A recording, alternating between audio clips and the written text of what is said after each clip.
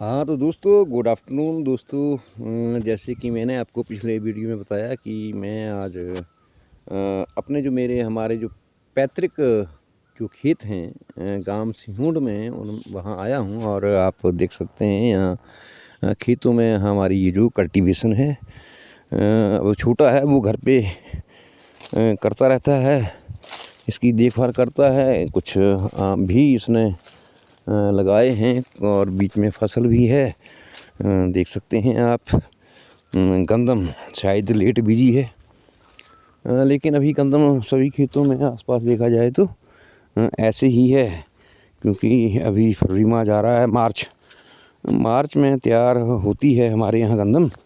तो ठीक है। और आप देख सकते हैं कुछ आम के पौधे इसने रोपित किए गए हैं, अब फल देते हैं। और यहाँ चलते हैं थोड़ा अगली तरफ। यहाँ इसने कुछ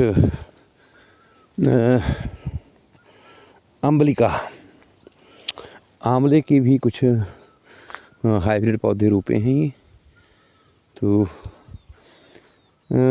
आज से 3 साल पहले, लॉकडाउन से पहले, हमने एक प्रपोजल यहाँ के लिए प्रोजेक्ट तैयार किया था मत्स्य पालन का, लेकिन फिर लॉकडाउन लग गया और जो मत्स्य विभाग है उसका जो सहयोग है, जैसा कि हम चाहते थे वैसा नहीं मिल पाया, तो फिर वो प्रोजेक्ट जो है उसको छोड़ दिया गया।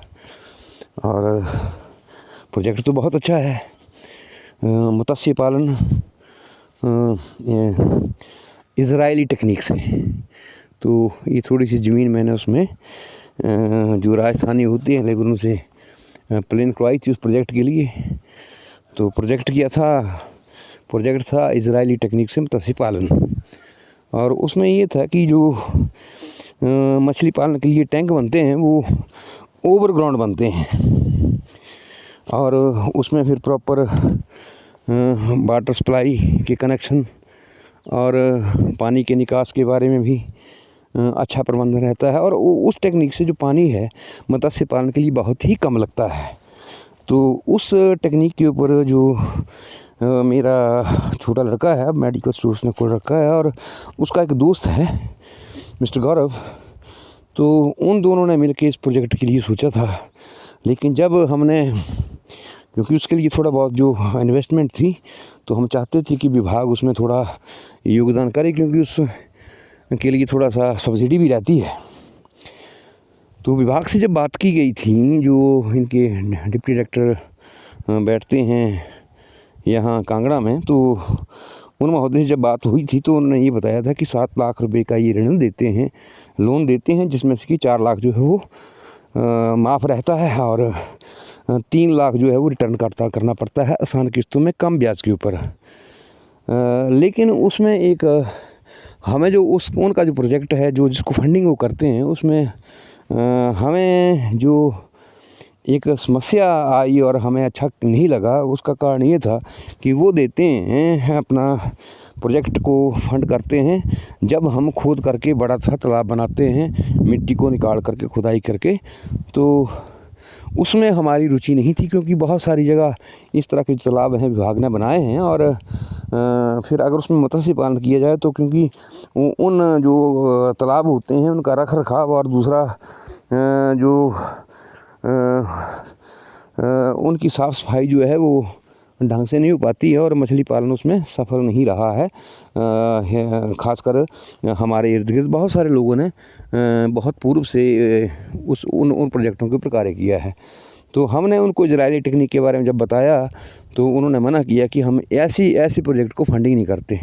अब नई सरकार आई है, तो खैर मैं जो एक पीछे संकल्प पत्र निकाला था उसमें मैंने उस इज़राइली टेक्निक का जिक्र किया है। वो जो प्रपत्र है, हमारा जो महबूब विधायक है, अब कैबिनेट मंत्री हैं, उनको भी हमने वो एक संकल्प पत्र सौंपा था। उसमें मैंने बात की थी कि इसके ऊपर कार्य किया जाए। अगर वो प्रोजेक्ट, उस तरह का प्रोजेक्ट कोई गवर्नमेंट उठाए और उसके ऊपर काम करे, तो निस्संदेह मुझे लगता है जहाँ जहाँ हमारे पलम क्षेत्र में इस तरह के ज़मीनें हैं, जैसे हमारे पास है ये साथ में ही कूल है, देख सकते हैं आप, और एक छोटा सा पानी का रिजर्वायर भी हमारे पास है। तो पानी की कमी नहीं है। तो अगर इज़राइल टेक्निक को और ये जो प्रोजेक्ट सोचा था मैंने, इसके आगे ये प्रोजेक्ट चलना था ओवरग्राउंड जो छोटे छोटे पूल्स बनने थे, वो यहाँ से वो प्रोजेक्ट चलना था, पानी यहाँ से हमने उठाना था। लेकिन अब क्योंकि विभाग ने उसको फंडिंग नहीं किया, तो हमने वो उसके बाद जो था विचार था उस इज़राइल टेक्निक से मत्स्य पालन का, मछली पालन का, वो हमने त्याग दिया। अब हमने बात की है, फिर बात करूँगा मैं किस दिन हमारे में वो MLA से, अब जो हमारे कैबिनेट मंत्री हैं उनसे, कि इस प्रोजेक्ट को अगर गवर्नमेंट चलाए तो मैं कह रहा हूँ कि ये जो हमारा पलम इलाका है, जितना भी रमीड़, सिहुंड, बलदर, जहाँ जहाँ कूलें लगती हैं, तो इस क्षेत्र में मत्स्य पालन इतना हो सकता है कि हमारे जो युवा लोग हैं उनको कहीं भी बाहर नौकरी करने के लिए जाने की ज़रूरत नहीं रहेगी। ऐसा मेरा विश्वास है। लेकिन बात तो तभी बनेगी जब सरकार जो है इस प्रोजेक्ट को हाथ में ले और इसके ऊपर कार्य करे। बेशक पहले साल कुछ 50-100 लोगों को ही फंडिंग करे और उसके नतीजे देखे, लेकिन मेरा ख्याल है अगर सरकार इसके ऊपर कार्य करे तो जो नतीजे हैं बहुत ही अच्छे रहेंगे, पॉजिटिव रहेंगे। और ये प्रोजेक्ट जो है वो हमारे क्षेत्र में, जैसे ये गांव है हमारे रमेड़, सिहुंड, बलधर, रौंखर, पहली तरफ जाएं तो क्वाड़ी का जो निचला क्षेत्र है सारा ही, जहाँ से नेशनल अपना 4 लेन प्रपोज्ड है, मंडल है ना, तो जहाँ जहाँ भी पानी की कूलें लगती हैं वहाँ पर ये जो प्रोजेक्ट है बहुत ही कामयाब होगा। ये देख सकते हैं आप, छोटे ने मेरे यहाँ पर कल्टीवेशन की है गोभी की, कुछ फूल जो बड़े फूल थे वो शायद इसने सेल कर दिए होंगे, और अब कुछ अभी तैयार हो रहे हैं। खेतों में वैसे भी बहुत मेहनत करनी पड़ती है, तभी कुछ हासिल होता है। तो अब चलते हैं बहिर्गमन की ओर। खेत आपने घूम लिया वहाँ से आके पूरा, और तो मैं बात कर रहा था मत्स्य पालन का जो प्रोजेक्ट है इज़राइली टेक्निक से। इज़राइल में जो पानी है समुद्र का वो खारा है, और उस पानी को साफ़ करके इज़राइल जो है वो मत्स्य पालन करता है।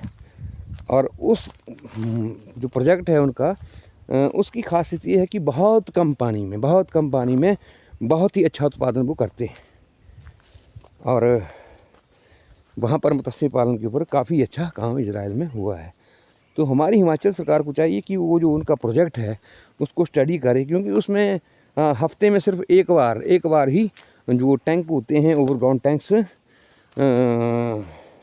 मत्स्य पालन के लिए, फिश कल्चर के लिए, तो उनको सिर्फ सप्ताह में एक बार ही साफ़ करना पड़ता है, और साफ़ करना भी बड़ा आसान है।